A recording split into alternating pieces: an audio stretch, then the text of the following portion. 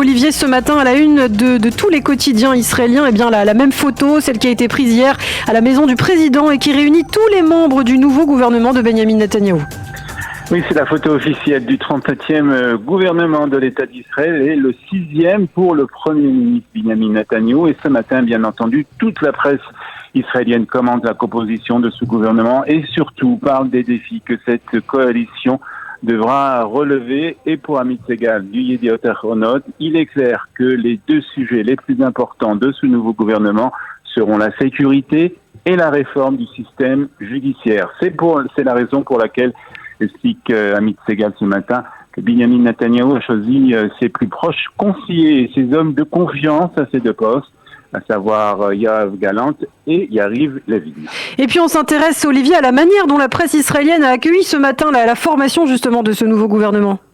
Alors ça dépend du quotidien que vous avez entre les mains. Ilana et Israël Hayom pensent que c'est maintenant au tour des membres de la nouvelle coalition et du nouveau gouvernement de faire leurs preuves. La droite israélienne a reçu une occasion historique. Elle ne peut pas décevoir, écrit ce matin une éditorialiste du Israël Hayom. Et puis pour le Haaretz, le véritable danger de ce gouvernement ne sont pas les questions liées à la communauté LGBT, mais la destruction prévue du système judiciaire israélien, ni plus ni moins pour le Haaretz, et point de vue semblable pour Sima Kalmon dans le Yediot Ahronot, qui écrit ce matin qu'elle a du mal à souhaiter bonne chance à ce nouveau gouvernement. Si il réussit, écrit-elle, dans ses objectifs, Israël et les Israéliens seront les grands partants de cette coalition. Et alors que Amir Ohana, le nouveau président de la Knesset, prêtait serment, des milliers de membres de la communauté LGBT manifestaient hier à Tel Aviv. Oui, près de 2000 membres de la communauté LGBT ont manifesté hier à Tel Aviv, bloquant la circulation sur l'axe principal de la métropole israélienne. Le Israël Hayom nous dit qu'il protestait contre les lois anti-LGBT qui ont été inclus dans les accords de coalition. Et au même moment, comme vous l'avez dit, Amir Ohana a été nommé président de la Knesset.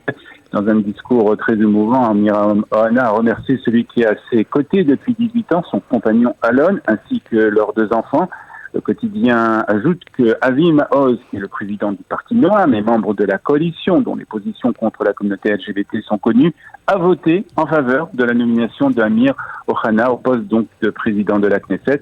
Yediot Ahronot ajoute aussi que pendant le discours de Ohana, 2 députés du Parti orthodoxe ont baissé la tête en signe de protestation.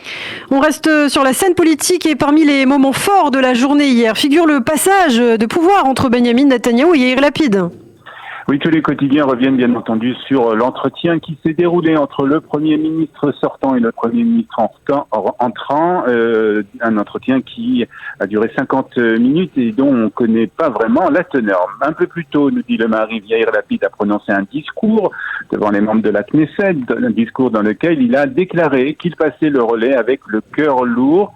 Il a ensuite détaillé ce qu'il a appelé les nombreuses réussites de son gouvernement. Et puis toute la presse revient aussi sur une petite carte que Yair Lapid a laissée sur le bureau du nouveau Premier ministre. Yair Lapid 2024, façon de dire qu'il avait l'intention de revenir dans ce bureau en 2024. Par ailleurs, c'est une démission qui n'est pas passée totalement inaperçue, celle de l'ambassadrice d'Israël en France, Yael German. Oui, c'est entre autres le Ynet, le site d'information qui en parle ce matin. Il nous apprend donc que German, une proche de Yair Lapid, qui a été envoyé une lettre au Premier ministre, au nouveau Premier ministre Benyamin Netanyahou, pour annoncer qu'elle démissionnait de son poste à Paris. Malheureusement, le gouvernement que vous avez établi, que vous dirigez, comprend des représentants de partis dont les positions extrémistes sont illégitimes à mes yeux.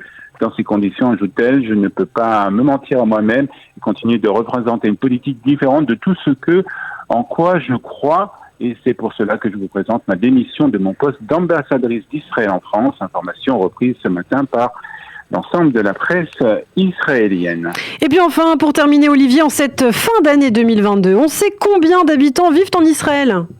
9 656 000 personnes vivent en Israël. C'est le chiffre qui a été donné hier par le bureau des statistiques. Parmi elles, 7 106 000 sont des personnes juives, donc 2 037 000 sont arabes. Quelques 178 000 bébés sont nés au cours de l'année donc 2022, dont 74% de mères juives et 23% de mères arabes. Et puis environ 73 000 nouveaux immigrants sont arrivés en Israël, en grande majorité de Russie ou d'Ukraine. Et en 2021, à titre de comparaison, le nombre de personnes venues s'installer en Israël était de 25 000, soit le tiers de cette année. En vous souhaitant une année à vous et à toute l'équipe de Radio J, un Shabbat Shalom, une bonne année civile 2023.